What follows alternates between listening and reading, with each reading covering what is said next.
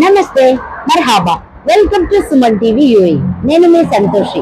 మళ్ళీ దుబాయ్ లో మనందరికైతే కార్లు ఉంటాయి. ఆ కార్లు ఉన్నప్పుడైతే ఫైన్లు కూడా అప్పుడప్పుడు వస్తాయి, అదైతే కామన్.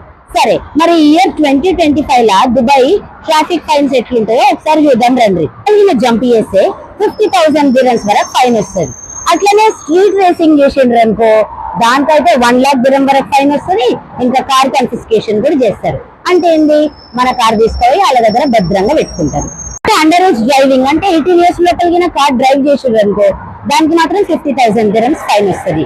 ఇంకా కార్ నడిపేటప్పుడు మొబైల్ చూడడం లేదంటే మొబైల్లో మాట్లాడడం ఇట్లాంటివి చేసిండ్రు అనుకో, దానికి మాత్రం 800 dirhams ఫైన్ వస్తుంది. ఇంకా అట్లనే 4 బ్లాక్ పాయింట్స్ వస్తాయి. ఈ బ్లాక్ పాయింట్స్ ఏంటనుకున్నారా, ఈ 1 year లో 24 బ్లాక్ పాయింట్స్ వచ్చినాయి అనుకో, మన లైసెన్స్ అయితే మళ్ళీ సస్పెండ్ చేస్తారు. ఫేక్ లైసెన్స్ ప్లేట్ కింద ఉందనుకో, దానికి కూడా 50,000 dirhams ఫైన్ వస్తుంది. సో ఏ ప్రభుత్వం ఏ రూల్స్ పెట్టినా సరే అది మన క్షేమం కోసం, అంటే మన భద్రంగా ఉండాలనే ఆలోచనతో పెడతారు. అంతే కదా, మనందరం దుబాయ్ లా ట్రాఫిక్ రూల్స్ అన్ని ఫాలో అయిదాం, అట్లనే మనం భద్రంగా ఉందాం, అవతల వాళ్ళని కూడా భద్రంగా ఉంచుదాం. ఏమంటారు? To know more such facts about UAE and Dubai, stay tune to Suman TV UAE.